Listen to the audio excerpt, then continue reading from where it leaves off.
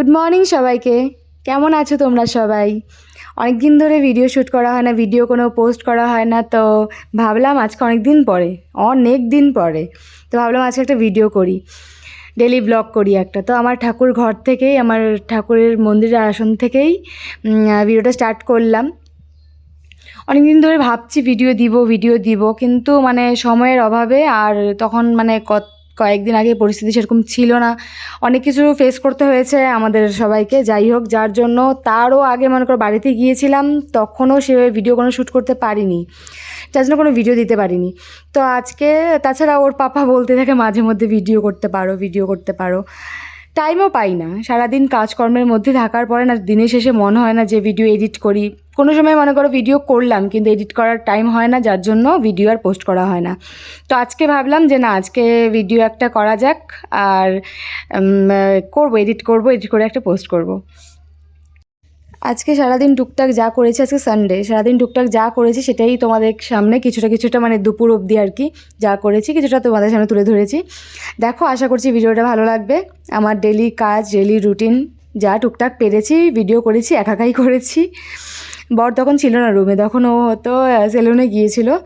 তো যাই হোক, সব কাজবাজ কমপ্লিট করে ভিডিও শ্যুট করছি, দেখতে থাকো।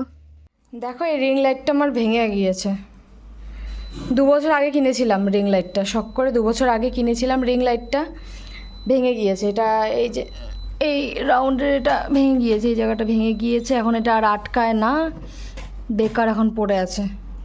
কীভাবে ভাঙলো, ভেঙে গিয়েছে, যার জন্য আমি এইভাবে ভিডিও শ্যুট করতেও পারছি না। কি করা যাবে, আর হাতে নিয়ে আর কীভাবে।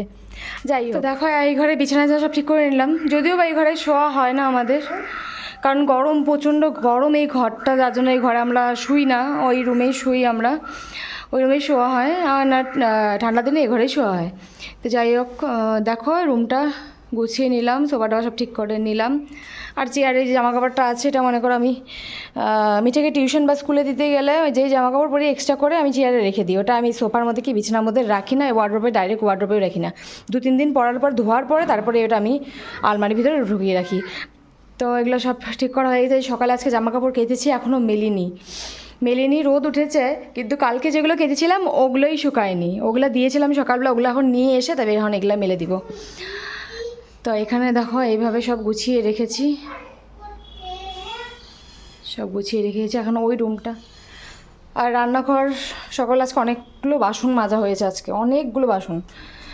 আর এখন অব্দি যেহেতু কোনো খাবার রান্না কিছু বসানো হয়নি, তো গ্যাস যেভাবে মুছে রেখেছি ওইভাবেই রয়ে গেছে। আর এখানে কটা আলমন্ড ভিজানো হয়েছিল, ওগুলো খাওয়া হয়েছে। তা আর এখানে হাঁড়ি রয়েছে, এখানে সিঙ্ক সব পরিষ্কার রয়েছে। যাই হোক, তো দেখো কি রোদ।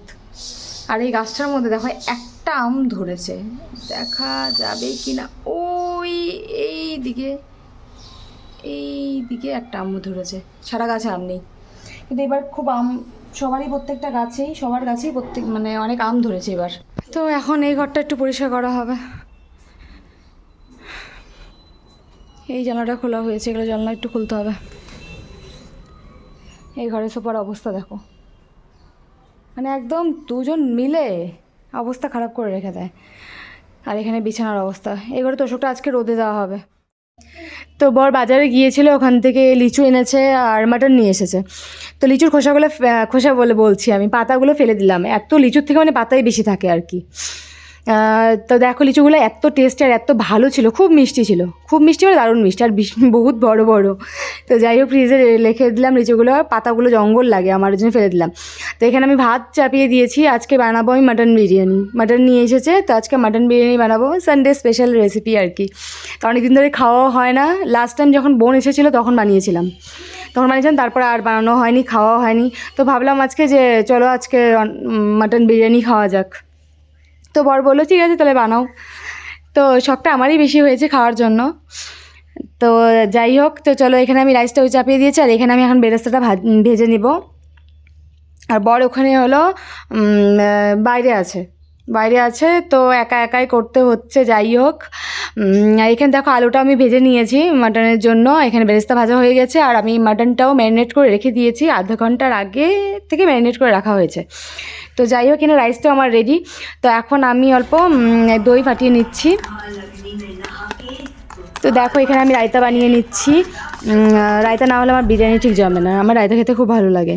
তো দেখো এখানে শসা, পেঁয়াজ, টমেটো, তারপরে হলো একটু বিট নুন, একটু সামান্য চিনি, এগুলো দিয়ে বানিয়ে নিয়েছি। আর এখানে টাটা মেখে নিয়েছি বিরিয়ানিটা দমে বসাবো এর জন্য। তো এখানে বেরেস্তাও রেডি হয়ে গেছে,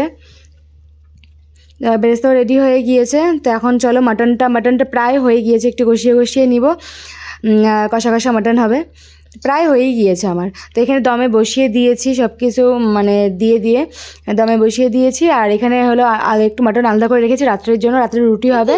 আর এখানে রাইস একটু আলাদা করে রেখেছি, একটু স্যালাড কেটে রেখেছি। শসা নেই, শসা হলো যেটা ছিল আমি রায়তার মধ্যে দিয়ে দিয়েছি। তো দেখো এখন ভিডিও আমার বরই আমাকে করে দিচ্ছে। তো এখন বিরিয়ানি ইজ রেডি। তা এখন আমি হলো সবাইকে বেড়ে দেবো। আর এখানে রেখে দিয়েছি, যদি কারোর লাগে সে নেবে। তো চলো এখন আমার বর সব এগুলো দেখাচ্ছে একটা একটা করে। তো দেখো এখানে বিরিয়ানি আমি দিয়ে দিচ্ছি, 3টা থালায় বেড়ে নিচ্ছি, একটা মিঠার জন্য, একটা ওর পাপার জন্য, একটা আমার জন্য। আর ওখান থেকে আরশি খাবে, আর আরশি যদি ঝাল ঝাল লাগে, আরশি তো খেতে যাবে না, ওর জন্য আরশির জন্য অল্প একটু সাদা ভাত আলাদা করে রেখে দিয়েছি। তো সত্যি কথা বলতে বিরিয়ানিটা খুব জাস্ট ওয়াও হয়েছিল, সেটা আমার বর বলেছে, যদিও বাড়িতে সেটা ক্যাপচার করা হয়নি, কিন্তু আমার বর বলেছিল। যাই হোক, তো আমার বিরিয়ানি বাড়ছে আর আমার বোনের কথা মনে পড়ছে, কারণ ও ভীষণ ভালোবাসে আমার হাতের বিরিয়ানি, দোকানের বিরিয়ানি থেকেও বেশি আমার হাতের বিরিয়ানি ভালোবাসি খেতে। তো নেক্সট টাইম যখন আসবে তখন নিশ্চয়ই বানানো হবে। তো এখানে দেখো আমি স্যালাডও দিয়ে দিচ্ছি।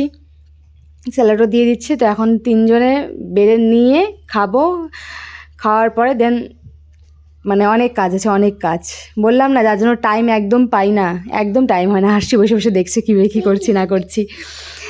তো যাই হোক, দেখো খাওয়া তো খাওয়া, খেতে তো ভালোই লাগে, কিন্তু বাসন যে এত বেরোয় কি বলবো। আর দেখতেই পাচ্ছ কত বাসন বেরিয়েছে। বর খেয়ে দিয়ে শুয়ে পড়েছে, মেয়েরাও খেয়ে দিয়ে শুয়ে পড়েছে, আমি এখন যাই হোক সব ক্লিন করা হয়ে গেছে, সব কমপ্লিট আমার একদম। এখানে আলাদা করে রেখে দিয়েছিলাম, মাটনটা ওটা আলাদা করে রেখে দিলাম।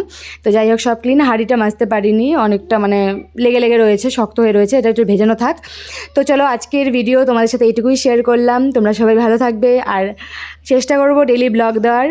আমার ভিডিও দেখতে থেকো, সবাই ভালো থেকো, সুস্থ থেকো, টাটা, বাই বাই।